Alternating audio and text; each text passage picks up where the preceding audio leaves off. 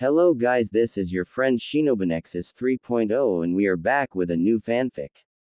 Which is what if Anbu Captain Naruto got Harem older sister Kurama and Ino part 1. And if you enjoy this fanfic then please press the like button and subscribe to my channel for more fanfic like this. And now let's start the fanfic. Konoha. Almost 8 years since the Kyuubi attack, 6 p.m.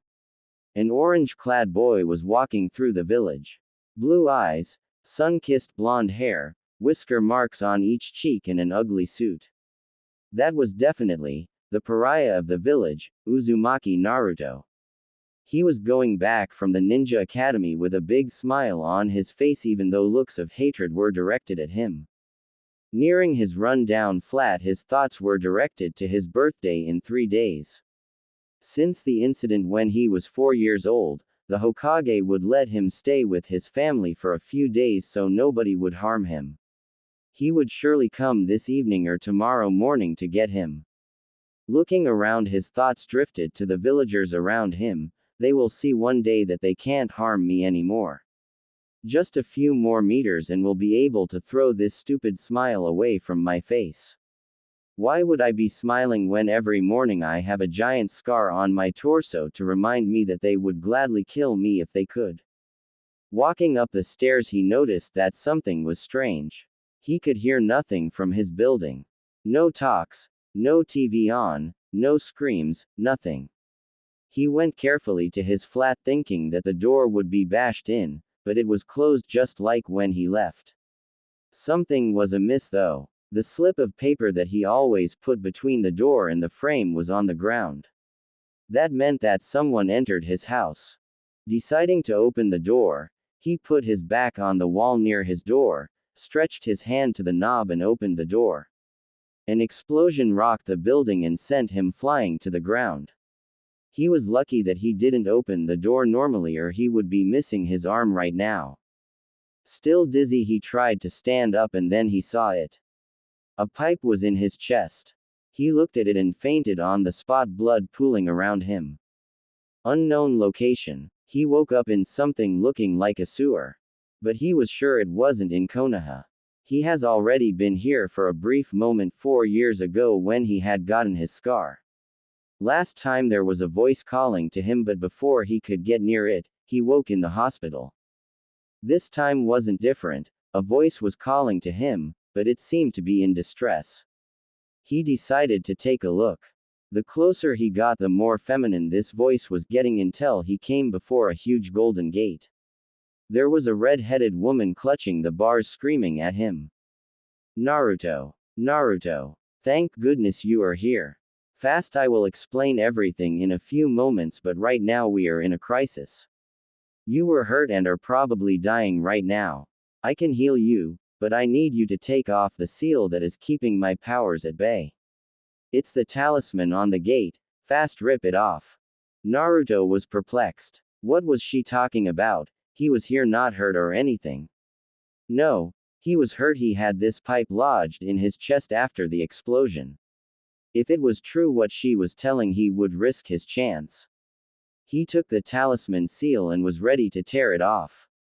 But before he could do anything a hand grabbed his own and has pushed him away from the gate. Minato, you don't understand. Your son is in grave danger. I need him to tear it off or else he will die. The redhead screamed at the man. Wait, did she just say son? This man would be his dad. And Minato, the only person to bear this name in the village was the Yondaime. As he looked up, he could see the face of the man. It really was the Yondaime Hokage. Wasn't he supposed to be dead? I won't let you trick us, Kyuubi. I won't let my son just take off this seal, said Minato. As he was going to just block out the woman another one appeared. Another redhead but her hair was much lighter than the woman's behind the bars. She isn't trying to trick you honey, she is telling the truth. Naru-chan is really hurt outside. She said. Kushi-chan, Kushi-chan, Minato and the Kyuubi said in unison. Yes, it's me Minato, Kurama. But first we need to do something. Before anyone could do anything, she ripped the seal herself and the gates opened. Kura-chan, please help our son. Of course, Kushi-chan, said Kurama as she flooded the pipes in the sewer with her chakra. In the outside world, the pipe began to disintegrate, and the wound started healing. Minato and Naruto tried to say something, wrapping their heads around what has transpired, but before any of them could open their mouths, the now named Kushina spoke. I think you need an explanation.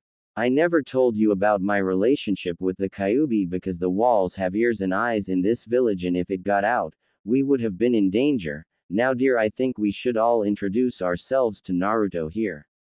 Let me begin. I'm Kushina Uzumaki and I am your mother. I think you know who I am by now, Minato Namikaze, and I am your father. But you must know me as Yondaime Hokage. This might be strange, but I am the Kyuubi, my name is Kurama. Naruto had enough at that moment. Yondaime is his father, the woman before him is his mother, and the other one is the Kyuubi. He couldn't compute any of his thoughts anymore, so he just fell on his butt and started rocking back and forth. After a few minutes he composed himself and started asking questions. Where are we? What is the Kyuubi doing here? Why she's a woman and not a 50 meters high fox? Are you sure you are my parents? The Sandaime always said that I was just a clan-less orphan. How are you both not dead? We are in your mindscape, Naru-chan. When you were hurt, your consciousness was sent here. About Kurama-chan, it's going to be a long story, so just sit and let us tell you. And thus the story of his birth began. How a man ripped the Kyuubi out of Kushina and how he forced Kurama to destroy the village. To finish, how they sealed her. With that, Kushina finished. And now we are here. But what do you mean clan-less orphan? We told the Sandaime to hail you a hero of this land because after all you saved this village. Naruto darkly chuckled and started taking of his clothes, revealing the scar that went from the top to bottom of his stomach. It was jagged and not well sutured. You see, I never was the hero you wanted me to be. I'm the pariah, the scum and demon of the village. This was the gift the villagers gave me with a cracked bottle for my 4th birthday. I guess I have to thank the Kyuubi here for healing me when that happened, said Naruto. You don't need to thank me, Naruto-kun. After all, I was the reason they hurt you. By the way, you can call me Kurama, Kura-chan if you want. When she said it, Naruto finally got a closer look at the woman. She was around her 30s, around 165 centimeters tall. Even with her small frame, she held a regal and powerful aura around her. Anybody could see the power seeping through her red eyes. She was wearing a white kimono with just a purple sash to hold it around her body. Her face was that of a kind yet stern queen. She was almost as beautiful as his mother. Still, thank you anyway. Without you at this moment I would have been dead more than a few times, knowing that my fast regeneration was due to your help. He said with a small bow to her. Next, he turned to his parents and opened his arms as to hug them. They bent down to hug him as well. He touched their faces. They were so joyful that their son was forgiving them, but then he got a better hold of their heads and slammed their heads together. I had to check if your heads were as empty as they sounded to be. You guys were stupid thinking that they would hail me a hero. You left a newborn alone with the reason the village was destroyed, thinking he would be seen as the savior. Said Naruto as his parents could only look at him in shame as he has shown them their shortcomings, but as he finished, he came to them and hugged them, this time for real. But I understand why you have done it. You had to do it. That's why I forgive you. Though the villagers are another thing, I won't forgive them, they've done the unspeakable. Now Kura-chan, come here as well. Mom told us that you were almost family, so join us. As all of them were cuddling, Kushina told Naruto to change his mindscape a bit since he was the law in here. He concentrated and the effect was beautiful. The ankle-deep water was transformed into lush green grass, the pipes with his chakra into multiple creeks and rivers. Seeing Kurama, he forced a simple yet cozy house for her since she wasn't locked behind the bars anymore. Thank you, said Kurama as she couldn't comprehend what happened. She was the source of his pain, yet here he was giving her a place to live in this beautiful scenery. But why would you do that? I was the source of your pain all these years and now you give me such a beautiful gift. There is nothing to forgive, Kurama-chan. It wasn't your fault as it's not mine that you are trapped in here. And after all, you are family since you were locked in my ancestors for so long. I should at least make your stay bearable. As Naruto pronounced his words, something wet hit his nose. Looking up, he could see Kurama crying, not able to speak. He caressed her head, having seen the parents do this to their children, and continued, "Shush now, the tears don't suit such a strong woman as yourself." After a few hours of talking, the chakra that kept Kushina and Minato inside Naruto started to fade away. They said their teary goodbyes and began to float away, getting more and more transparent. But just before they would vanish, an ominous presence appeared inside Naruto's mindscape. It touched both Minato and Kushina, pumping something inside of them as they regained color and fell anew on the ground. Looking up, Minato knew instantly what it was. The Shinigami. Deathly pale face with red horns and white hair, he couldn't forget this sight from 8 years ago. All of the occupants in the grassy fields were forced to their knees just from the sheer amount of power it was exuding. Feeling it was enough, the Shinigami rained his power so they could breathe normally and opened its mouth. "Do not fear me, I didn't come here to take any of your souls today, on the contrary. Kami has struck a deal with me that concerns all of you that by proxy you can't refuse or negotiate. Do not ask questions before I'm finished. The deal is simple, Kami. My superior made me release and let the souls Kushina and Minato stay with their son for a small amount of time." It was strange the Shinigami didn't specify what the deal was, and why would Kami want Naruto to get his parents for a bit? Seeing the questioning looks, the Shinigami lifted his hand to halt their questions and continued his tirade. "The Kami wants your parents to train you, young Naruto. A calamity is coming to this world and you need to stop it. That's why he gave you the best teachers for around 6 months. The second thing is that Minato has the second part of the Kyuubi's chakra inside him, and without it, Naruto wouldn't be able to access the full power that was given him at birth." As he said that, he grabbed Minato and Kurama's hands and transferred the Kyuubi's yang chakra into Kurama once again. Kurama never felt so powerful since she was torn apart 8 years ago. She opened her eyes for others to see that instead of 2 red eyes now she had 1 red and 1 golden. Naruto needed some explanations though. After all, he wasn't as versed in this world's knowledge as the Shinigami, a few centuries old entity of power, and 2 veteran ninjas. "Sorry to interrupt, but I don't understand. What are you talking about? What 2 parts? Why are they so important that they need to work together?" he asked, and the Shinigami glared at him for a second and answered. "I told you no questions until I am finished, but I will forgive you since I was talking what appeared to be nonsense to your young mind. The 2 parts of chakra that were separated were the yin and the yang. Your father didn't know that when he ripped the Kyuubi's chakra in half. What you had was the yin part. It's the dark part of your chakra, coming from the mind and powering what you call jutsu. The second part is the yang, which was sealed in your father. It's the body's chakra, representing the light in you. Without the both parts it cannot be mixed in right proportions, giving you a huge handicap. You see, Kurama could heal you only a little since she had barely any yang chakra within herself. That's why she needed to open the seal. But she couldn't heal you just like that. She used the unfiltered corrosive yin chakra to disintegrate the pipe that was lodged near your heart. That's why you need both of these chakras to use it at its full potential." Rewinding a few times what was said, Naruto finally nodded his head, showing that he understood and showing to the Shinigami to keep going. "There is only one but. The power Kurama possessed could feed the dark side of your mind that you tried to hide under your smile all along. It would transform you into a rampaging beast, a berserker that would harm anyone around you, ally or foe. That's why I'll give you a favor and let you battle your dark side." Before Naruto could say anything, the Shinigami put 2 fingers on his forehead and Naruto's eyes flipped and his body tensed up. Unknown place. Naruto found himself on the ground alone in some strange valley. Getting up, he could see himself with a sad smile and the same red eyes Kurama had. So, the Shinigami sent you here to battle me to gain control over me. So how are you going to do it, head on? Trying to think on your feet. I am you, I know your thoughts, you won't be able to outsmart me. Dark Naruto said.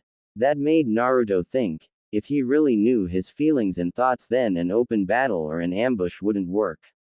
But when he started to think, he heard someone crying deep in his head. He concentrated on the voice he heard. It was of a boy, not any boy, it was himself crying in his bed to sleep. He could hear Dark Naruto's thoughts as well. He opened his eyes with a look of pity directed at his dark side.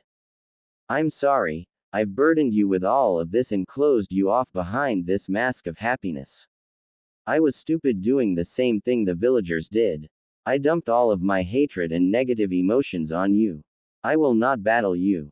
The Shinigami said himself that you need both the yin and the yang. In this case, I am the yang and you are my yin. I accept you.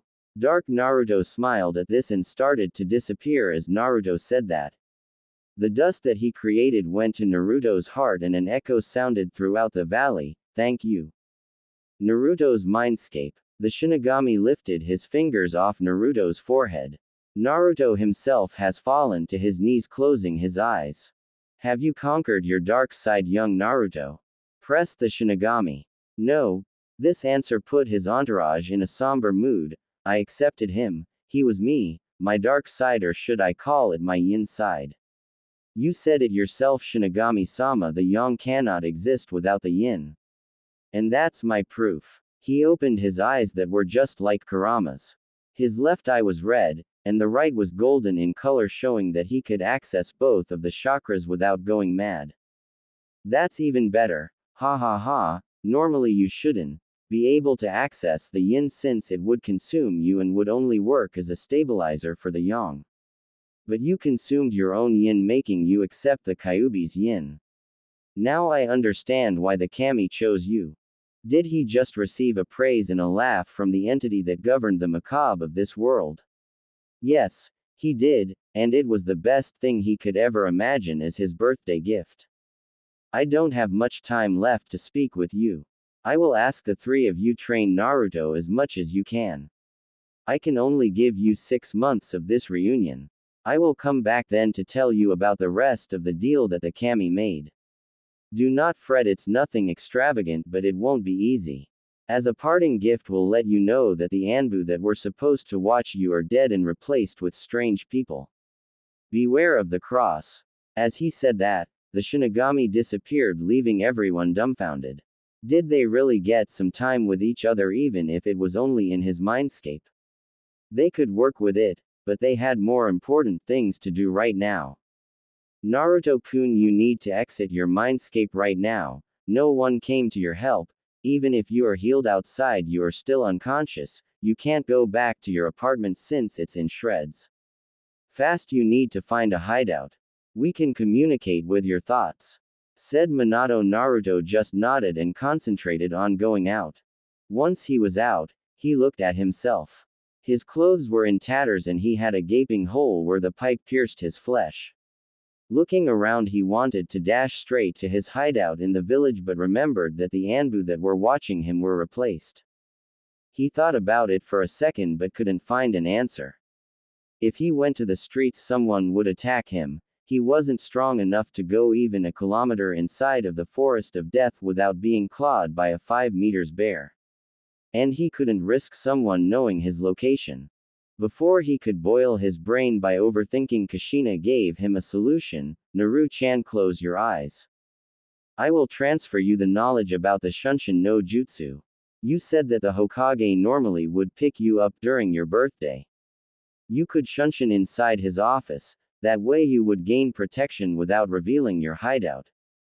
Beware though, even if you know how the jutsu works, you haven't practiced with it yet, so you might hit something on the road.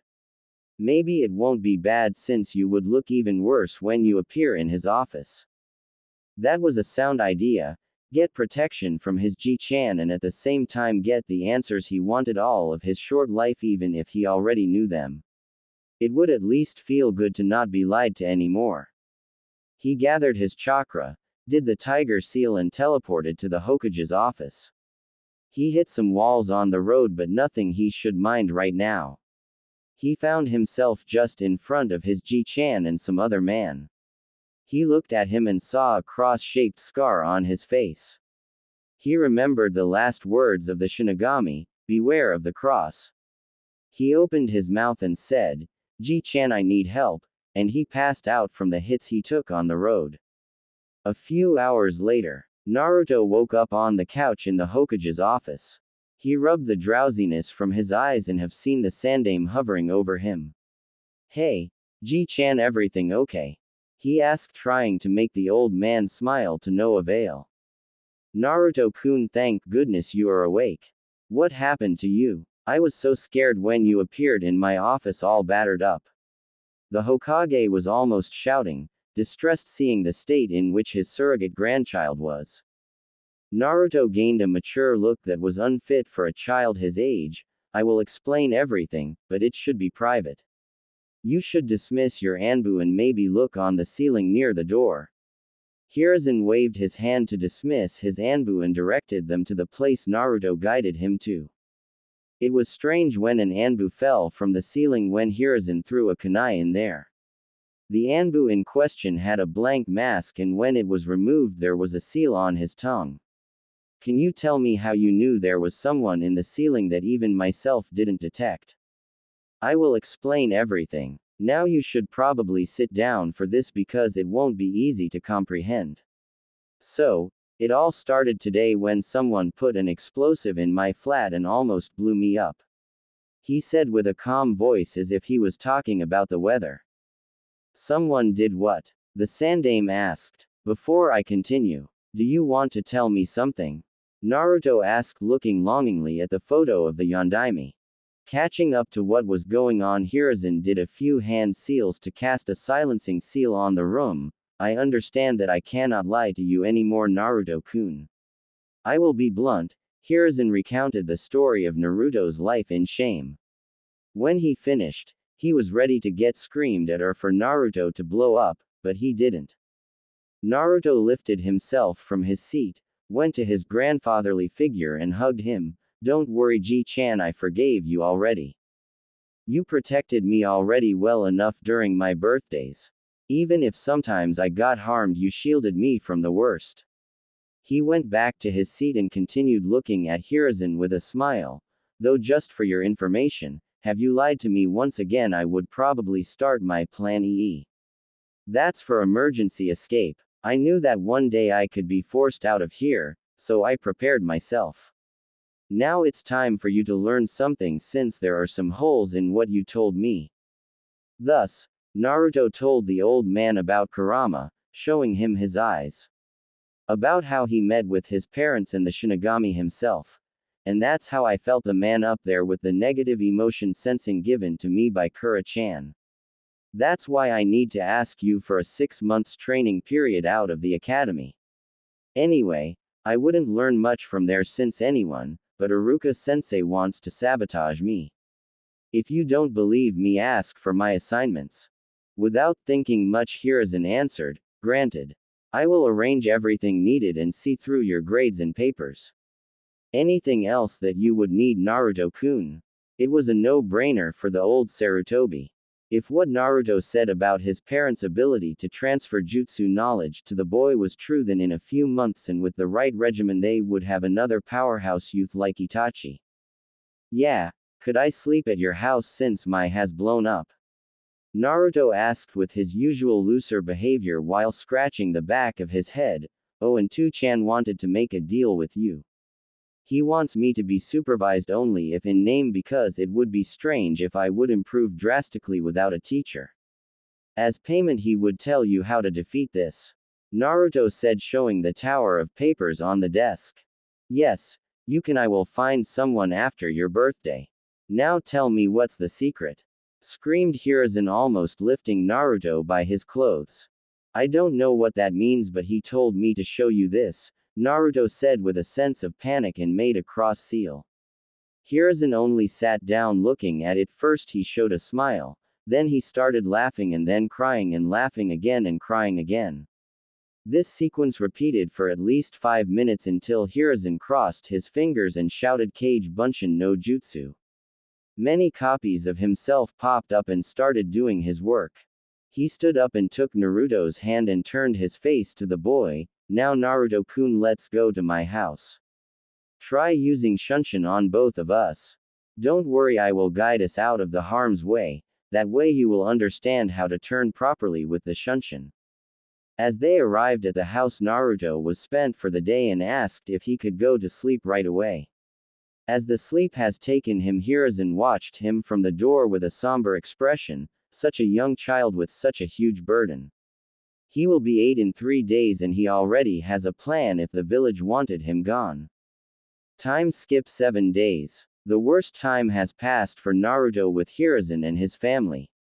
Since his wardrobe was destroyed, he asked for some clothes as his birthday gift. Now he was wearing black shinobi pants with black ninja boots. On the top he had a black long-sleeved shirt with a turtleneck that served as a mask if needed, with an orange Uzumaki swirl on his right arm. Imagine Kakashi's shirt without his Jonin vest. He didn't waste his time since he had only 6 months to master what his parents knew, or at least a part of it. His dad said he wouldn't be learning the Haraishin. It wasn't a technique in his mind anymore. It was a weapon of mass destruction. He was scarred by the nightmares when he remembered what he did with it. He wanted the jutsu to disappear with himself. That's why he never made a scroll to learn it. Anyway, when they have seen what this new chakra of the Kyuubi could do, they knew he wouldn't need it. The yin chakra was corrosive, and if he coated a body part with it, he would burn and dissolve the thing he touched. The problem was that it burned him as well. To a lesser degree, but still the burn would be dangerous. On the other side, the yang chakra strengthened him many times as well as healed him. He could still remember what happened when he coated his fist with the golden flame and punched a tree for the first time. A perfect indentation of his fist was left in the wood. A feat that even some chunin couldn't do. Nonetheless, this strength came with a price of him becoming fatigued much earlier, even if he was the incarnation of stamina. That's why his tenants forced on him a monstrous regimen that would prepare him for future battles.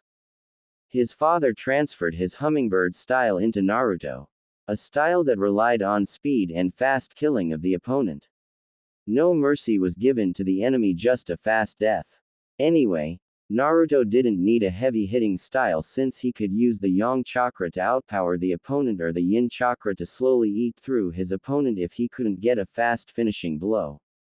Literally. His mother gave him her sword style, the hidden dragon style. It was then that Naruto understood the profession he was forced to take would lead him into a world of violence and bloodshed. It did something that Naruto wasn't sure was possible. With the use of chakra, it could transform anything into a blade. From his hand to a simple twig. Anything could become a sword in his hands. Kurama couldn't impart him much since her fighting style was that of a 50 meters tall beast. In short, not suitable for a human. She only gave him the knowledge about her chakra and how to use it effectively. In short, Naruto had a lot to practice since even if he knew the styles in his mind, his body wasn't ready for them. They required muscles that everyday life didn't solicit. They decided that right now the best would be for Naruto to learn how to use the basics of his taijutsu and the empty hand stance of his kenjutsu, as well as the control over the yang chakra. Right now, it was almost midnight and Naruto was coming back to his house that he repaired with some shadow clones that he hanged to look as simple carpenters. Looking around, he saw a woman on the ground holding her side that was bleeding profusely and 3 men over her. The snake bitch is at last where she is supposed to be, on the ground. Now before you die, we will have some fun, one of them said with a sneer. The woman on the floor didn't want to die like this, humiliated and soiled. Someone please save me, she cried in her mind since she was too proud to show it. Naru-chan, please help her. These men want to do unspeakable things to her, pleaded Kushina. No, answered Naruto, I know what they want to do to her. I already helped her once, and do you know what happened when I went in to save her? She ran, leaving me alone against 3 adults that beat me up so hard that even Kurama-chan had to heal me for 3 days because of the amount of broken bones. He said that with anger in his voice. Please Naruto-kun, help her. I understand that you hate the fact about what happened last time, but please save her. Don't let her die like the trash soiled on the ground, raped by her own villagers. Kurama pleaded with Kushina.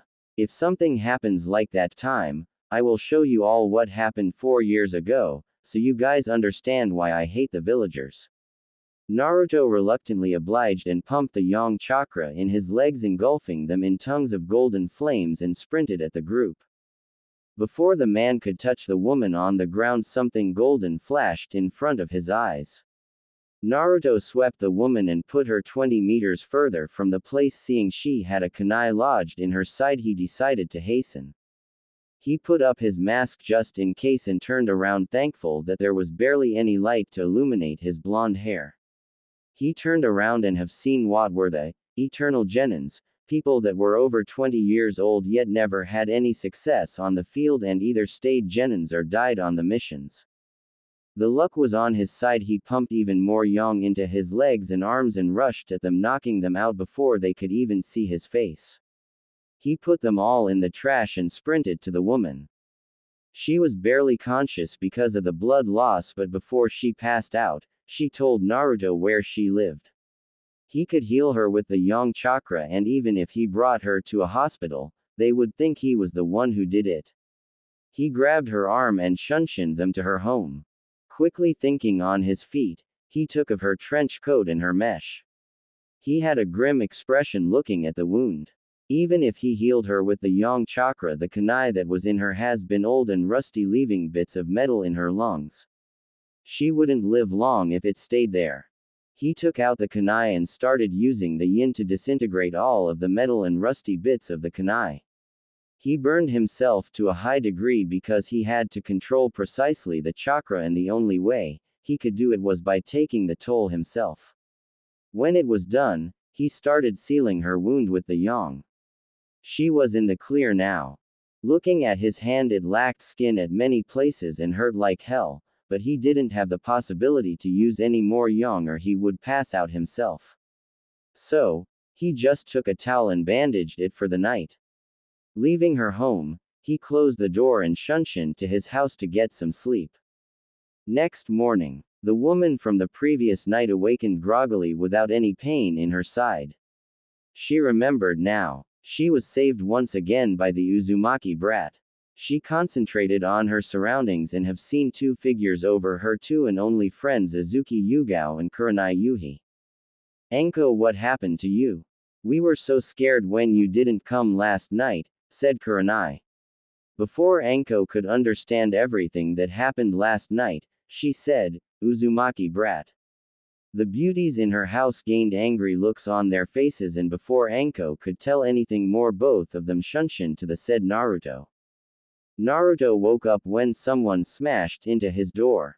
His hat still had burn marks because Kurama didn't want to risk giving her host any damage by forcing any yang chakra. He looked up and have seen the 2 women. One had unruly black hair, red eyes and a strange dress. The other was in a standard Anbu gear with a katana drawn and ready to kill. They both shouted at him, "What have you done to Anko last night, you bastard?" And lounged at him. He evaded the kunai from the black-haired woman, but he has put himself in the strike of the purple-haired woman. Her katana pierced his stomach, but a strange golden flame appeared around the wound. "C never should have helped her," he said to his tenants that were in a state of panic. Naruto, however, grabbed the offending katana and plunged it deeper, making it come out the other side. This was a painful tactic, but it gave him the way to grab the attacker and try to pummel her with the yang-enhanced fist. It didn't work as the raven-haired woman started the seals for a genjutsu. At the same moment, Anko came through the door and shouted, "Stoop." But it was too late. Kurenai has already put the boy in the genjutsu. Yugao took the sword out of his gut, but the flame sealed the wound, not leaving any trace. The boy, however, started spasming, knowing he was already in the Magen Narakumi no Jutsu. Anko ran to him, trying to stabilize him so he didn't harm himself while spasming. Anko, what are you doing? He harmed you last night, didn't he? Let him rot in the genjutsu, asked Yugao. Kurenai, lift the genjutsu. You guys fucked up big time. He saved me last night. I will explain later, but now lift the fucking genjutsu up before he bites off his tongue. Ordered Anko, and Kurenai could only do what she was told. The spasms stopped, and 30 seconds later Naruto came back to reality with an angered look directed at the three women in his apartment. Great, next time that one of your friends is about to be raped, I will remember to not help her if getting stabbed and put into a nightmare is the thank you. Maybe I should even call a bar so everybody can enjoy. Sincerely, you. Now get out of my house. I would tell you to close the door, but you dimwits bashed it in. What do you mean raped? Gulped Yugao, seeing the blood dripping from her swords. Haven't I told you to get out? Well, if you insist, ask your friend there what happened last night. And maybe the night 2 years ago. He said, disgusted by the three women. He could feel shame in them, but he didn't care. I was drunk again last night and these three eternal genins ambushed me. They stabbed me in the side and were going to rape me. Just before they could, though, Naruto here rushed in and saved me, again. I guess he brought me home and healed me even though I don't know how. Said Anko, angry at her friends who held their heads down looking at their feet, with Yugo trying to hide the blade behind her. What do you mean again, Anko-chan? Asked Kurenai, but Anko didn't want to answer this question, to which Naruto rose back to his feet. You see, when I was 6 the same situation happened, though that time, I didn't have the strength to beat them or defend myself. Thinking I have the backing of a ninja who just needed the distraction to counterattack, I did it. He paused there, shooting a glare at Anko. Well, she needed a distraction to run away, leaving me to get beaten almost to death. But hey, I guess I should be happy that she didn't join them, seeing how your group says thank you. We are so, they said in unison, but were stopped in their tracks by Naruto. Yes, sorry. Keep it to yourselves. You showed how thankful you are already. I don't need to know how sorry you are. I had enough things lodged in myself today. I changed my mind. Can you stay here because I need to find a new door and don't want anything more destroyed today? As Naruto stomped out of the house and Shunshin somewhere. We fucked up big time, didn't we? Let's hope he doesn't tell Hokage-sama, or else we are neck deep in shit. Said Yugao. Yes, we did, but he won't do it. The Hokage won't be able to do anything to us since we are all Jonin or Anbu, and the council will protect us. It won't matter, said a sad Anko. Only Kurenai had a blank look on her face. The kid pushed a sword through himself all alone and was beaten to death at least few times if she remembered right. She forced him to see something even worse with her genjutsu. He is 8 years old. We didn't even think what we were doing. I subjected an 8-year-old to torture with my genjutsu. Finally, Kurenai opened her mouth, sick with herself. With Naruto. Are you happy now? I knew that would happen in the end. If not for Kurama-chan, that would have been an instant trip to a hospital. Oh, wait, the hospital would have let me die. Said Naruto to his mother and Kurama. They couldn't even tell that they were sorry. Naruto has done something good and the world smacked him for that on the head.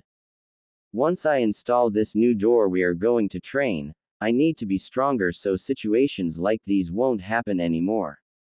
I can't even tell the Hokage. He won't be able to do anything. The council will sweep the entire thing under the rug. He neared his house with the wooden board in his hands. No need for a new expensive door. It would be destroyed anyway. Not paying attention to the three women inside, he summoned a clone to help him replace the door. He put on the last bolt and turned around to them. Can you please tell me why the air you still here? I have my door on. No need for you three trying to coax me into being sorry by doing my bed and cleaning my blood off the floor. We want to know how you healed me last night and why is your hand still burned when you healed the stab within a second. At this, Naruto looked at his hand that he forgot from this ordeal and pumped the yang chakra inside. The flame engulfed it and a few seconds later it was as new. Like that, and I burned myself trying to disintegrate the metal bits that were lodged inside Enko's side, if I remember her name right. The guilt on their faces was now clear as water. He burned himself to the point his skin was non-existent to help their friend and they tortured him. Nice. If you want to know more you can go ask the Hokage, he finished with a smirk. They couldn't unless they exposed themselves. Now out, I think you girls did enough this morning. They couldn't argue anymore, so they quit his flat and went on with their lives disgusted by themselves. All of them but Kurenai, who wanted to know something else. What have I made you see in the genjutsu? She asked. For sake you really want to know? Then sit down, I will tell you what happened 4 years ago and let you imagine what have I seen in your genjutsu, he said with Kushina and Kurama listening intently since he never told them what exactly happened. That night some sick decided to see if I really was human, so he took kunais and crucified me to a wall. Then he took some broken glass to be sure that it hurt as much as it could. He opened me up and started looking what I looked like inside. He made everything to keep me awake the entire time. 4 straight hours of cutting and inspecting. The trip to T&I would be more pleasant for a 4-year-old. He chuckled darkly as he lifted to show the nasty scar. Something normally impossible for the Kyuubi Jinchuriki. Kurenai looked as she was going to puke. Back in her days every academy student were forced to see what was going on in the T&I to prepare themselves. They were only shown the light version of the section but still left many of them scarred. Yet this boy in front of her said it would be pleasant to be in place of the prisoners that were tortured. She got up and with tears going out of her eyes she quit the house. Finally, Naruto could go at last to the training ground in his hideout to train. Next day, Naruto got up today without anyone barging through his door. It was a good day until an Anbu sporting the same purple hair as the woman who stabbed him yesterday came to him. Hokage-sama wants to see you, Uzumaki Naruto, she said and shunshined with him to the office. Naruto was greeted by the Hokage and his clones inside. The grandfather looked at him and said, "Good morning Naruto-kun. I chose someone for your guardian. I think you can relate with her in some way. Now please let me introduce you Anko Mitarashi." Naruto gained a scowl at the name, and when the 20-something-year-old entered the office his scowl deepened, and her face fell, still ashamed. "I refuse Ji-chan. But why? She is a jonin and can teach you very well with your other teachers. We have a conflict of interest. If you want to know, you can ask her yourself." The Hokage turned to her and motioned for her to speak. "It would be better if my friends Yugao and Kurenai were here." He asked instantly for them to come in.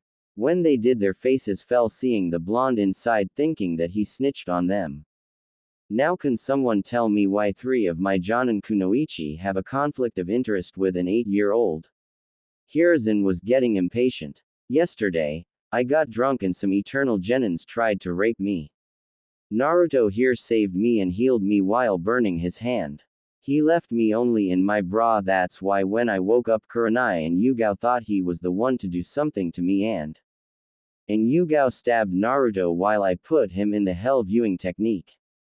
Finished Kurenai, awaiting the wrath of the god of shinobi. She wasn't wrong when the killing intent made all 3 of them go down on their knees with Hiruzen showing a furious face. "You 3 imbeciles, you are at least old enough to know that a prepubescent boy isn't interested in women. Tell me how you imagined him doing something to her with his only serving only to pee at the moment." He roared at them. "Naruto-kun, are you okay? I can't imagine what have you seen in the genjutsu." Hiruzen went back to his Ji-chan mode, still forcing the kunoichi to the floor. "Let's just say it was worse than 4 years ago and leave it at that. Don't worry Ji-chan, you know I have a high pain tolerance, that struck a chord in the women. They have seen it yesterday when he pushed himself on the sword. I'm sorry Naruto-kun, but you know I can't punish them, the council wouldn't allow it. But I have an idea. The Hokage chuckled darkly, letting the women stand up. Azuki Yugao, Yuhi Kurenai, Mitarashi Anko. You have a new long-term mission. You are to train Naruto Uzumaki for the next 6 months. Normally the pay would have been a monthly S rank, but as punishment it will be only an A rank for each of you. Now Naruto-kun, you should begin your training right away, he told Naruto, who quit the office with a smile, getting another 3 powerful teachers instead of just 1. Okay, everybody grab me, we are going to Shunshin so nobody can follow us.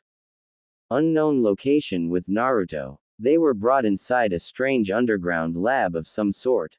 Before Naruto could show them what was where, he was halted by the questions. Where are we? We are in a secret lab of a guy named Orochimaru. He researched something called the cursed seal here. Real nasty stuff. Though I think I have a way to take it off. Maybe not right now, but maybe in a few weeks, he trailed in his rumblings. What he didn't see were the faces of the girls. First it was disgust at the name of the Orochimaru, then sadness at the mention of the cursed seal, to elation when they learned about the possibility to take it off. Anko couldn't wait and fired her questions. How can you take it off? The seal master of this village tried and could only seal it off. The same way I disintegrated the metal and rust in your wound. What will you hear now is an S-ranked secret. You can talk about it, but it will throw you and everybody you know in prison or straight to execution. You sure you want to know? He asked, seeing the glint of hope in her eyes. Then he remembered when he has seen Anko, almost she had one of the prototypes on her shoulder. Yes, they answered. Okay, it's a long story, so make yourself comfortable. And thus he began his story about the explosions and what ensued. That way I could disintegrate the seal on the chakra level. The problem is that I don't have the necessary control over yin to do it without disintegrating my whole hand. Now they understood why he missed some skin on his hand yesterday. And they understood the sacrifice he made for her. Anko looked him in the eyes and bowed. Thank you. I never said it, but thank you for the last time and this time. I never thanked you. Lift your head, Anko-sensei. A simple thank you would have been enough. Now shouldn't we start the training, senseis? Naruto told with a scratch to the back of his hand and spawned 10 clones. Time skip 5 months. If you asked Naruto how his last 5 months were, he would sum it up in one word. Rough. The training was rough. Not only his tenants forced him to practice their specialties and jutsus, but his physical teachers were giving him a tough time as well. When Yugao learned that he was learning the hidden dragon style, she has gotten a malicious glint in her eyes. She was a kenjutsu expert using her dancing moonlight style. She wanted to spar one day against a hidden dragon style user one day, though when Kushina died the last user died as well. Now that Naruto was learning it, she has gotten another chance for the spar. True, even if he mastered it, he wouldn't be able to make her go all out because of his lack of physical strength as a child. But in a few years, she dreamt. Since then Yugao would always train Naruto in kenjutsu until a point which Naruto accepted her. She had this half annoying big sister, half caring mother side which appealed to Naruto. Anko was a bit down because she couldn't force him to become like her. He had his mischievous side, but he wasn't as outgoing like her since he dropped his mask. He became more composed and his pranking lessened. Instead of quantity he went for quality. Her primary objective as his teacher was to give him pointers in nin and taijutsu in the real world. Last but not least, Kurenai was the most depressed out of them because she was virtually useless to him. His massive chakra reserves disabled any use of genjutsu by him. Though she supervised his chakra control. Both his and Kurama's. Speaking of his teachers, their relationships changed by a huge factor. At first Naruto couldn't stand in their vicinity for more than 15 minutes, making them be his teachers only in name.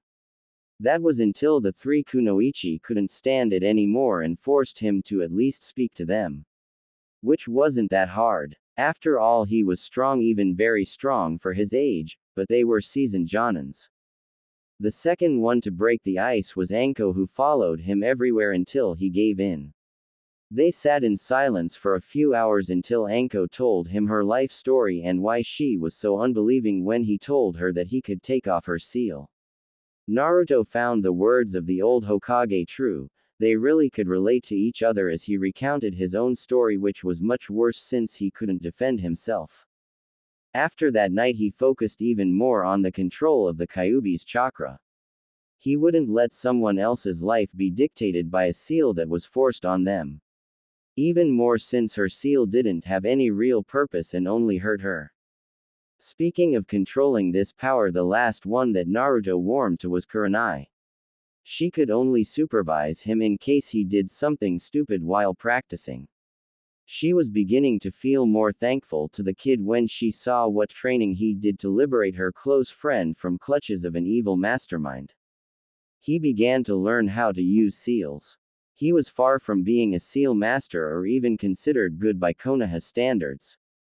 He did simple seals on paper and then tried to erase them without even touching the paper with the yin chakra. The problem was that such a precision aggravated the toll on his own burns. This was even worse because the damage would have dispelled his clones. So, every evening he finished with a hand that lacked skin all over it. To a point where he once went too far, the pain was unbearable, and the yin started seeping through his wounds, making them worse. This time Kurenai has put her craft into a better use. She put Naruto into a genjutsu that soothed him right away, making him regain unconsciously reins over his powers. Flashback. Naruto woke up with a feeling of something wet hitting his face. Groggily opening his eyes, he has seen the face of Kurenai. A crying Kurenai. Did he do something that made her cry? Seeing his eyes opening, Kurenai hugged the boy with a smile. On the contrary, Naruto wasn't very fond of the action. He didn't like being touched by strangers. Yes, he did hug Kurama or his parents, but his life taught him that contact with strangers meant pain. He struggled to get out of the embrace. Kurenai responded by frowning and keeping the boy even stronger in her arms. Unconsciously, she knew why he tried to run away, but her instincts told her to keep him. When he finally eased in the embrace, Kurenai spoke. "Why are you trying so hard?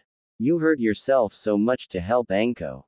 You really don't know how to say, thank you, Kurenai-sensei." She blushed at that with a small pout. "It's easy. Ji-chan said that I could relate to Anko, and it's true. We both have seals and pasts that force us into being pariahs of this village. That's why I want to help her that much. No need for two people forced into living hell because of a seal." Kurenai widened her eyes listening to that. She hugged him even more and started to whisper, "Thank you. You don't know what that means to us three, that you want to help Anko this much." Flashback end. This training was going well until it hit a wall about 1 month ago. Naruto has gotten good enough to destroy any kind of seal written on normal paper without suffering any injury. This had some additional perks because his control over yin and yang was very good, making all of his teachers astounded by the progress. The problem was that Naruto could only erase a seal on paper. He wasn't sure if it would be good enough to not harm a human with the yin. He couldn't ask anyone to let them apply seals on them to try and destroy them. With a bit of thinking, he got an answer. It was the chakra paper. It was so sensitive to chakra that even a small amount would show someone's nature, even civilians. That was the wall. It was so expensive that the amount he needed to train would exhaust a family's monthly budget. He needed money and he knew what to do. Flashback. So how are we going to finance this project, Naruto-kun? Anko asked dejectedly. I have an idea. We are going to trade information with Ji-chan for a hefty sum. To be exact, the information about all of Orochimaru's hideouts in the village. Naruto responded with a naughty smirk. Hokage office. Naruto and his three friends entered the office. The sight pleased Hiruzen as all four of them were smiling and Kurenai was roughing Naruto's hair. Finally, Naruto gained some friends even if they were more than double his age. "What brings you here at this fine day?" asked Hiruzen taking a puff from his pipe. "I want to trade crucial information, Gigi," answered Naruto. "Oh, and what would it be?" "You've already given me the secret for the paperwork. Let's say for a price of one S-class mission I give you info about all of Orochimaru's hideouts in the village." This put Hiruzen straight into his Hokage mode. This wasn't a simple matter anymore. If they could gather data about his older student from there, it would greatly benefit the village. "Naruto, how did you come to get this intel? Tell me, quickly." This scared Naruto a bit. Gulping, he answered. "You remember about my plan EE. The place that I chose for my hideout turned out to be one of his cleaner laboratories. Inside there was a map with all of them inside the village. I would be cautious though. I've been to some of them and most of them aren't as pretty as my own. If it's true that map is worth much more than a simple S rank, I will give you an equivalent of 2 S ranks. Now give me the map." Naruto unsealed 2 scrolls and given it to him. "There is the map. I erased the location of my hideout, so in compensation I've gathered everything in there that belonged to Orochimaru and sealed it in the other scroll." Sarutobi opened the scroll and gave a nod. He took a piece of paper and scribbled something on it. "Here, take this downstairs, the Chunin will give you the money." "Yugao-sensei, can you do this and go buy the necessary amount?" "About 4 kilos. It would be easier if someone with a higher rank would do this." Naruto gave her the slip, but she refused. "I can't, Naruto-kun. I need to talk to the Hokage about you. The 3 of us already talked about it. Please, Kurenai, can you do what he asked?" Hiruzen looked at her quizzically and after Kurenai left he motioned her to speak. "You see, Hokage-sama, Naruto here grows fast, too fast. It would be stupid to send him back to the academy. He would destroy his class 10 times over with a single strike if he wanted to. It would be a waste of his talents to do it. I propose to enroll him into Anbu. We all know here that Anbu aren't only Junins. Sometimes we recruit even Genins because of their abilities. Naruto-kun fits the bill perfectly. He's already stronger than any Genin and his abilities make him even stronger. He's like Tsunade-sama, a medic that can destroy keeps. I will let you look into that." Flashback end. A few days ago, Naruto perfected his use of yin. Even if by accidents he discovered many times his affinity for wind and slight fire caused by Kurama's chakra flowing through his body since day 1, he found a way to disintegrate seals written on the chakra paper. He did so by using both the yin and the yang at the same time. The yang would create an almost infinitely thin border around the seal, making a vessel for the yin to flow through the chakra-infused ink and leaving a perfect and usable chakra paper behind. Today was the day to free Anko. The preparations were complete. For the last hour Naruto spent time with his interior tenants making sure that everything would work perfectly. He entered a room where Anko was sitting in only her sports bra. A necessity for kunoichis. Kurenai and Yugao were holding her hands to relieve the stress. Naruto stood in front of them looking Anko straight into the eyes. She didn't trust herself to speak, so she just gave him a smile and a nod. He nodded back and began. He touched her shoulder, coating it with the yang until it formed a light around the cursed seal. When he felt ready, he poured the yin inside the vessel. A few seconds later he did something that even the seal master of the village couldn't do. He destroyed Orochimaru's magnum opus. To be on the safe side he flushed her shoulder with the yang to neutralize any yin that could infect her. Looking at his fingers he has seen some burn marks.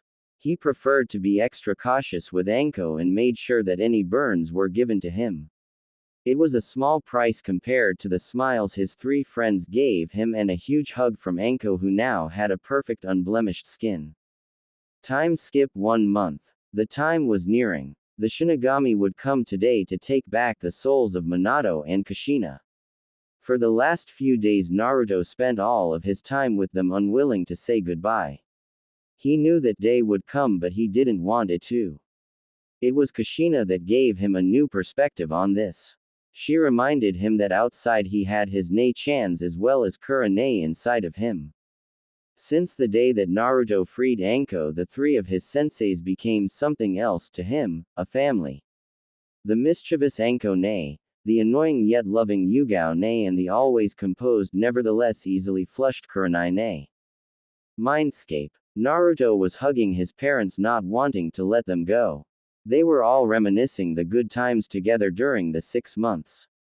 The training they put him through, the unconditional love they have given to him. All of his tenants were sure that they've done all they could to prepare Naruto for the future. They taught him everything they deemed in his grasp. The things he couldn't for the moment were stored in what they called mind gates. They would unlock when the seal algorithm inside would deem the young boy ready.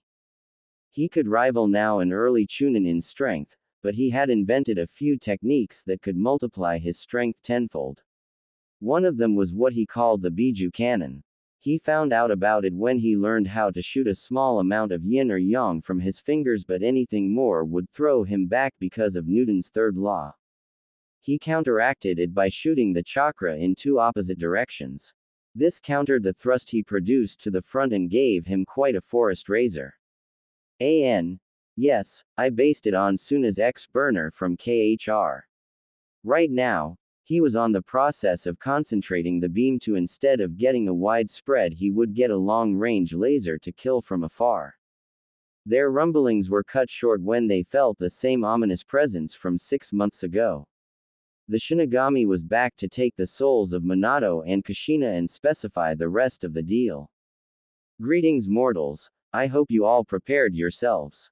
Your time has come. Before I take you, I must commend the training you have given to the young Naruto.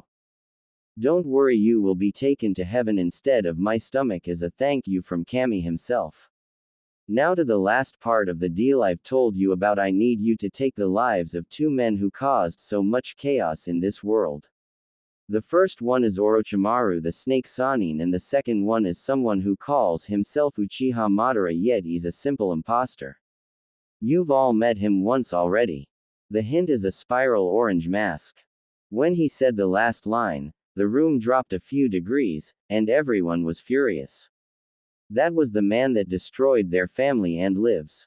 At least it was a good incentive for Naruto to train even harder from now on. Say your last goodbyes now, since you won't be seeing each other in a long time.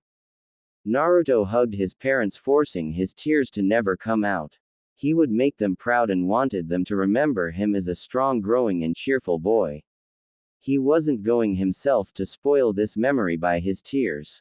Hideout. Naruto came back to himself in the real world. He looked around and started crying for the first time since a long time. Soon his sisters came to soothe him until he cried himself to sleep with his head on Kuranai's lap. Sometimes you forget he's just a child. He's not even 9, and tomorrow he will begin his training in Anbu. Seeing him cry like that makes you question the order of this world where children have to kill each other for their village, said Kuranai, brushing one of Naruto's locks out of his face. Next day, Naruto was brought to the Hokage's office by his ex-teachers since yesterday their mission has come to an end.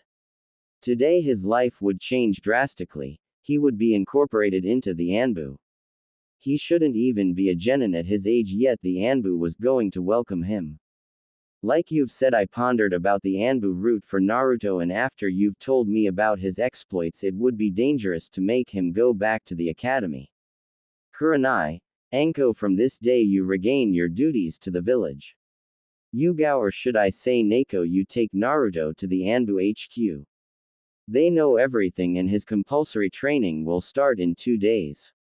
Dismissed. Yugao took back her mask and put it over her face. She grabbed Naruto's shoulder and Shunshin to the Anbu HQ. Kuranai and Anko took the more traditional way out of the building. That is through the door. It's going to be much less lively without him, said Anko with a sigh, going to her house until the next mission. Meanwhile at the academy, Uruka had enough. It was Monday, he had a hangover and his students were always the liveliest on Mondays. This was going to be a long day. He scanned over this class still asking himself if the clan heads had an orgy or something. Most of the clan heirs were in this class. What are the chances for this to happen in a single year? This had to be planned. Suddenly a hand rose. This wouldn't be strange, but the person who raised the hand. It was the shisten meekest to be kunoichi he knew, Hinata Hyuga. It had to be urgent if the girl dared to ask something in front of class. Yes. What is it, Hinata? He asked tentatively. Sensei, do you know what happened to Naruto-kun? The idiot surely dropped out. Someone shouted from the back, making all of the class laugh. Actually no, Akima. He was taken into an apprenticeship by a Jonin. This was at least what he was told by the Hokage. The laughter ceased and no one dared to say anything more until a screeching voice shouted. Ha, the idiot had to be taken into apprenticeship or else he would kill himself. The voice appeared to be coming from a pink-haired girl, Sakura Haruno. She was in this class only because her mother forced it. The laughs began anew, safe from a few people. The first one was Sasuke Uchiha. He was too cool to laugh and had a better things to do, like having a stare-off with his arch-nemesis, the wall. The second one was Hinata. The last was a platinum blonde girl, Yumenka Ino. She never spoke to the other blonde, but she always thought he was funny in some way. After everybody calmed down, Uruka pursued with the normal art class. It was useless, but at least the brats shut up. Time skip 6 months. Naruto just turned 9 today. He had a huge birthday gift presented to him by the Anbu commander. His own mask and the Anbu tattoo on his right shoulder, meaning he finally completed the Anbu training and would become a true ninja. Yugao came to the commander office with Naruto in tow for the inauguration, as she was the referent for the soon-to-become Anbu. Dragon was sitting behind his desk with a blank mask on his desk, as well as another nameless Anbu with a tattooing equipment. He motioned Naruto to go to the Anbu for the tattoo. 1 hour later it was done. He was happy that the ink they used was chakra-based, so unless you had to show it, it would stay hidden because he has foregone the sleeves on his shirt, as he always burned them off while using Biju cannon at full power. The other task of it was to identify real Anbu because the tattoo had the chakra imprint from Dragon himself. Naruto took the mask, presented it to him, not understanding why it was blank. Seeing this, Dragon explained. The mask of an Anbu is like his ID, no one has the same photo on it, right? It's the same for us, the mask will give you your new identity when you put it on. Naruto nodded and tentatively put it on his face. Soon purple markings began forming an animal. He produced an ox mask. An animal known for its great strength. After seeing what Naruto could do with his yang, he didn't have any doubts about it. Welcome to the family, Ushi. Stay in the HQ, tomorrow morning I will have the first mission for you, said the commander. Next day, Naruto was woken up by Yugao at 5 a.m. to announce that Dragon wanted their presence in his office at 6 a.m.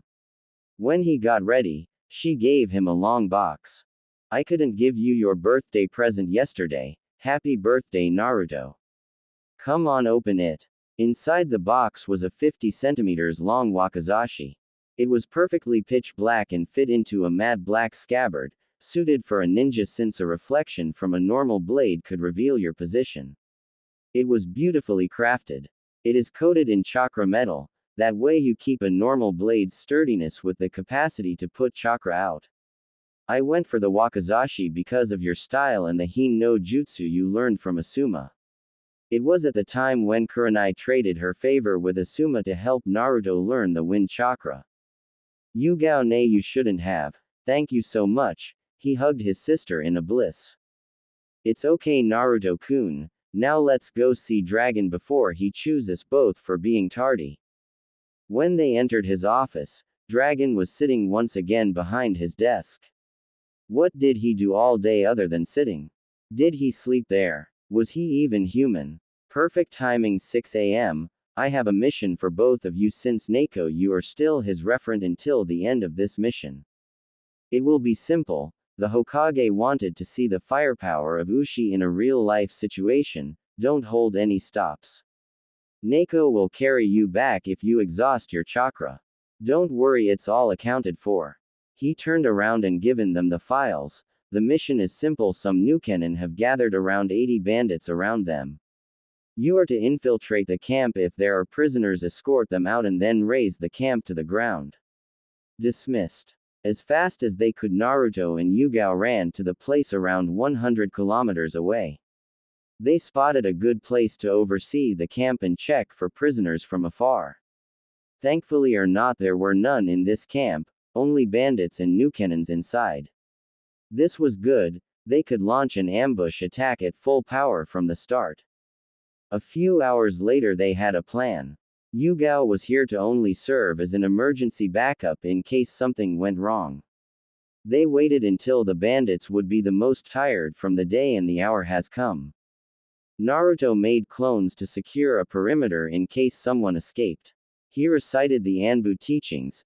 They aren't humans, only targets to kill for the good of the village. He signed to Yugao, who signed back to him. He gave her his hands and she gripped them with all of her strength. She spun him around and threw him in the air in the direction of the camp.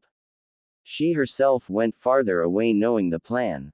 When the bandits have seen a golden light in the sky, and someone scream Yang meteor, it was already too late. Naruto concentrated Yang in his legs and used the principle of the Biju cannon to propulse himself to the ground at an immense speed. A few clones have done the same, unleashing a hellish blast of energy, evaporating anything in the radius of 10 meters around and throwing back everything else. The clones popped at the impact themselves as the blast was too much for them. The real Naruto, stealing his nerves, used his new Biju cannon variation. He pumped yin into his hands and thrust them outwards as to a normal one and screamed Biju tornado.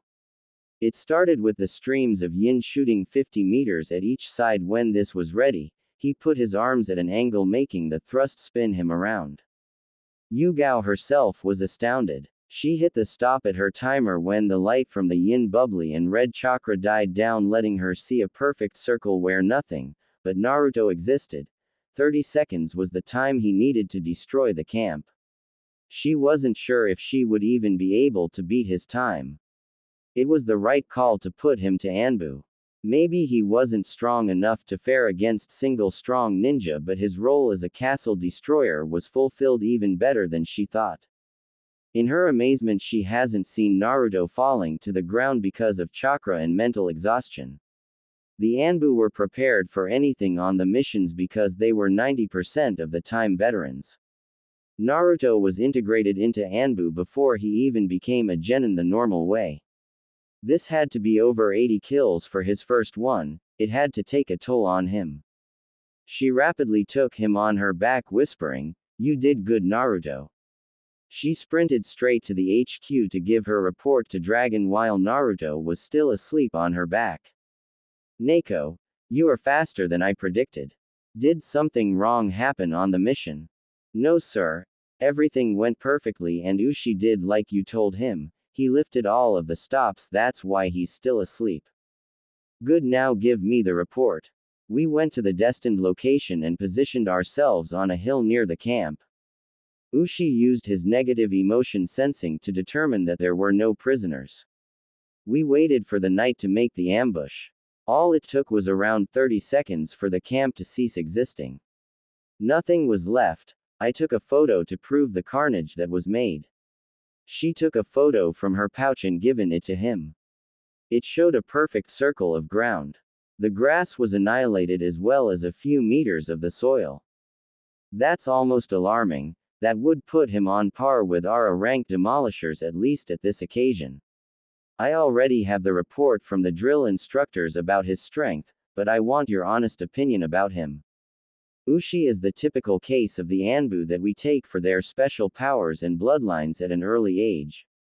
His personal skills are at most mid-chunin, which is above good for a child his age, but most of the ANBUs would destroy him. His skills wouldn't save him since most of them require charging for a small amount of time. In the future he should concentrate about his normal ninja skills. Understood. Good job, your payments will be in your accounts by tomorrow. Take Ushi to the Yamanaka as well, he's going to need a third unbiased party to talk to. Dismissed. The accounts that Anbu used were different. They had their own bank that passed their funds through some other Anbu-made banks that accepted anyone. This way their identities remained well hidden. Yugao took Naruto to the nursing dormitories for him to sleep. She took off his boots, mask and armor. Watching him she smiled. Since they started training him, he went from a normal child to someone with a body made for combat. Nothing too bulky, just defined muscles started to show on his arms. She was happy for her little brother. She gave him a kiss on the forehead and skipped her way to her boyfriend. Next day, Naruto was out of the nurse station when the medics discharged him after checking for his chakra exhaustion. The sight of Yugao without her mask greeted him out of the room. She could feel he was a bit gloomier than most of the time. Hello Naruto-kun, Dragon has given us some orders. We are going to the T&I department for you to talk to someone. Hi Yugao-ne, if I have to then let's go. He took her hand, an action he hasn't done in ages, and they strolled together to the building while talking about everything and nothing. When they arrived, they didn't go to the torture section, but what was written on the door was, Anbu Psych. It was a place for the Anbu to get their mental health in check. They were professionals, but they still remained humans. Sometimes they needed to see someone to talk to. This was the place. It had only the department's heads such as Yamanaka Inoichi and Ibiki Morino. He may have been a sadist, but this made him particularly knowledgeable in how to help the victims as well. Naruto was destined to meet the Yamanka. He was the guy that served as the psychiatrist while Ibiki was more of a psychologist. Entering the room, he has seen a platinum blonde man around his late 30s. He had a kind smile looking at his next patient. Good morning Naruto-kun, in here you aren't exactly an Anbu, you are my patient. That's why we will be on the name basis. Do you want Yugao to stay with you or do you prefer her to wait for the conclusion? I prefer to be alone for this. No offense Yugao-ne, but with you here I won't be as comfortable as with a stranger that won't judge. She understood that very well. Close people tended to either try to help with soothing words or would judge you even if in the slightest. He needed someone that would just listen or give genuine professional advice. I will wait outside, don't worry Naruto-kun, said Yugao, quitting the room. Do you want to start Naruto-kun? Or would you prefer for me to ask questions? Inoichi asked. I want to start before the feelings of yesterday start to fade. You see, I was in the class with one of your clan members, Ino. While she is learning how to throw shuriken in the academy, I was already killing people. I knew what it entailed, thinking I was ready. And I was until I have seen the massacre that I did yesterday. I have killed around 80 men in a time span of 30 seconds. And it was only the first time. I will do these missions often now. I know that I was always supposed to be a weapon for this village. It scares me that I will grow so accustomed to this that I will lose my humanity and become the monster the villagers always wanted me to be. Inoichi was listening intently, noting everything on a piece of paper. He could see the emotional turmoil in Naruto's eyes. It was true that he became one of the youngest demolishers in Anbu, and considering his upbringing it wasn't the perfect place for him to be. But he was the ultimate weapon to be for the village, he knew it himself. It was too early for that, but they didn't have any other option. Putting him inside a normal cell would only serve as a balance breaker. Listen Naruto-kun, we all think we are ready to kill when we quit the training, every time it backfires on us. Most of the veterans have mental problems that they cope by having strange quirks. You will understand in the future if you meet some of them. You killing these people was the only option we had. You protected the new generation this way. We never grow accustomed to the killing. It becomes a part of us that makes us protect our companions from the fate that we give to others. The Anbu Creed is a testament. We fight to win. We fight from the shadows to protect those that can't protect themselves. Remember that you aren't killing people, you are saving those that would end up hurt. Naruto widened his eyes hearing those words. He never understood what they actually meant. In his juvenile mind, the Anbu killed, deceived, and stole for the village. The real fact was that they protected everyone by doing it. Thank you, Inoichi-san. I think you just gave me a new understanding of what am I doing. Can I come see your Ibiki-san in case I need to talk to anyone? Of course, Naruto-kun. Now let's call Yugao back inside to give her a debrief. He opened the door and asked Yugao to come in. Now I explained to Naruto some things. Please make sure he gets some rest from the missions. I showed him the meaning of your own creed to make sure that he knows why he is sent on those missions. I would advise to bring him to me around once a month. We don't want another Itachi. He spoke with a sad face, remembering the night when the boy killed all of his clan. Understood, Inoichi. I will see to that. I think Dragon will give him at least 2 weeks of leeway. With that, they quit the office, going to the HQ to get their civilian clothes. And finally go home for Naruto, who hasn't been there in almost 6 months. That was the rule for new recruits during their training. You stayed at the designed dormitories and slept with the others. Naruto had a bad feeling about it, knowing that probably his apartment would be destroyed like always. He was right, the door was destroyed, the windows broken, and the inside empty with a homeless being inside. Sighing, he went away. No need to get there anymore, he would sleep at the HQ. Yugao didn't have anything of that. She gathered Kuranai and Anko, and the 4 of them went to Naruto's favorite restaurant, Ichiraku Ramen. After the small chit-chat with the chef and his daughter, his ex-senseis started talking. So how is your new life, Naruto-kun? Asked Kuranai, sipping the broth. Rough. I had my first mission yesterday. It only showed me how different the world outside was and how much I wasn't prepared for that. Other than that, someone destroyed my apartment. I will need to sleep at the HQ for the moment. He said with a carefree voice, as if he was talking about the weather. I would take him in, but Hayate and I just bought the house, and we're still moving, so there isn't much space with all the cartons, said Yugao.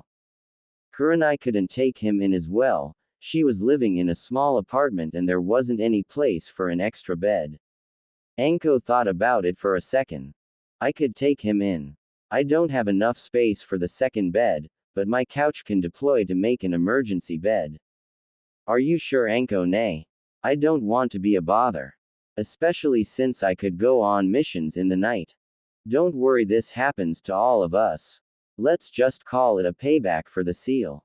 Thank you, Nei-chan. I will pitch to the rent though. They finished their bowls or 4 for Naruto and went their ways to their respective houses. Time skip 2 weeks. 2 weeks have passed since that day. Dragon truly gave him this time off duty. Naruto used this time to train himself. He wasn't able to reach anything other Chunin right now. His age blocked him for the moment, but he polished everything he could in the time until one of the mind gates opened, transferring him the knowledge of one jutsu, the Rasengan. His father had much faith in him to give it so soon to him. It was a great addition for his arsenal. He needed this kind of short-range firepower. While mastering it over the course of 2 weeks, he made progress with a side project of his, the Yang laser. He found a way to concentrate the Yang into a thin beam that had power to punch 4 centimeters wide holes straight through rocks. He found out the hard way that he couldn't do the same with the Yin. It didn't have the force to stay coalesced for a long time, resulting in a blast of Yin that covered everything in it, burning it like napalm. He was thankful that he coated himself in Yang before the Yin hit him. Today he was called back by Dragon for a new mission. He grabbed his gear and put his mask on. Anko was still sleeping, so he left a note on her nightstand that he was gone. He shunshined to the office where Dragon has thrown a scroll at him. You are to go to the border with the grass country. Some agents are already there. You will transfer these orders to them and help the apprehend or kill the new cannons that will try to cross the borders. Dismissed. Run fast. Naruto didn't wait for Dragon to take another breath. He was already running through one of the tunnels under the village that would let him go straight to the mission point. Exiting the tunnel, he took out the bingo book reading the files of the new cannons. Mizuki, 27 years old Chunin. Nothing special, kill on sight because of his uselessness. Next, Amai Dokumi, another Chunin who felt he wasn't appreciated enough, still nothing special. Some eternal genins, oh they are the three bastards that tried to rape Anko Ne, now is my chance for revenge. Anko will get them straight into her hands. He ran for the next few hours until he spotted one of the Anbu. Ushi, you are finally here. What are the orders? Ha, everything is written in this scroll. Tora Taiko. After reading the scroll, Tora showed Naruto the way to the camp. There was a map where X were the possible traversing points for the nins. He ordered Naruto to make some clones to take watch there. Tora Taiko, I have a request. Let me capture the eternal genins. They will be a gift for someone. As long as it doesn't compromise the mission, you are free to do it. Thank you, sir. Night has fallen and one of the clones just popped, signaling Naruto the location of the runners. Signaling to his commandant, they all went out. First appeared to be Mizuki. Naruto never liked the bastard in school. Now he knew why. The other agents wanted to jump in, but Naruto showed the sign to halt. He extended his finger and created a vortex of yang around it. The principle was easy. The science defined that there was chakra in the air around them and it was considered a fluid. By making the yang spin, it created a fast-moving chakra with lower pressure. The Venturi effect applied to it, making the beam concentrated. He shot his yang laser straight at Mizuki's heart. The effect most instantaneous, the blunt force of the impact, instead of evaporating the flesh, punched a hole in it, making a huge part of his heart fly out. He was dead. The agents ran straight to Amai Dokumi, killing him in an instant. They frowned under their masks when they heard a sizzling sound under his vest. The bastard would try to injure them even in death. They ran away as fast as they could, but Shika equals deer was hit with a shrapnel of wood that went through his leg. Naruto wanted to go straight to the other three targets. He was stopped by the explosion and the feeling that Shika was badly hurt. He created a clone to follow the genins who ran back into the forest and rushed to his ally. Everybody get away from him, I will heal him. Don't worry, in a few seconds you will be in perfect shape. Taiko, the other targets are followed by my clone. He put a lingering flame of yang on his finger. Shika was scared seeing what it has done before. To his astonishment, he didn't feel any pain as the flame urged the wound to close. With a short thank you, he stood up. Naruto ran back to the first mission. Who would have thought that a kid could be a demolisher and a medic at the same time? Murmured Shika, and everybody around nodded. They went back to the corpses of the victims to dispose of them. Naruto joined his clone and quietly took out his wakizashi. Pumped yang into his legs and ran straight at the cowering eternal genins. They couldn't react when the same golden flash appeared between them. Naruto used the Hin no Jutsu at the last moment of the swing to extend his range, cutting all of their Achilles tendons, making them fall. He took the prison scrolls given to him by his squad and sealed them inside. The mission was done. The squad could head back home without any casualties thanks to Naruto. That would earn him some points with the other Black Ops. The road was silent for the most part, only Shika said a louder thank you to Naruto for the quick help. Once again, they were all in the dragon office. He was too often in this place. Good job everyone, I will take the prisoners and heads of the runners to the T&I. Dragon Taiko, can I give the prisoners to Anko myself? Yes, give the heads to them as well. Dismissed. Naruto ended in the T&I building using the tunnels under the village. It was convenient for them. Instead of going around the buildings, they head straight roads to every important place in the village, such as hospitals and administrative buildings. He has seen Anko lounging on a couch drinking coffee and chatting with Ibiki about a new torture she invented. It was deranging to hear them laugh about it. Maybe these were the quirks that Inoichi told him about. He put his mask on his belt and greeted the both. Hello Ibiki-san, Anko ne. I have brought you some gifts, 2 heads to scan and 3 eternal genins that you know pretty well Anko ne, he said with a mischievous smile, throwing them the scrolls. Anko reciprocated the smile with her own and stood up. I think I will test what we were talking about earlier than expected, said Anko. Later that day, all they learned was the fact that someone offered them a place in grass country, but they didn't know who. Anko faked the fact that she knew they were telling the truth and played with them for a long time after that. They died the next day. Time skip 4 years. Naruto's 13. Yo, if you didn't keep track with the ages. Naruto lounged in his and Anko's house. It wasn't particularly big but had 3 rooms and 2 bathrooms, which was more than enough for them.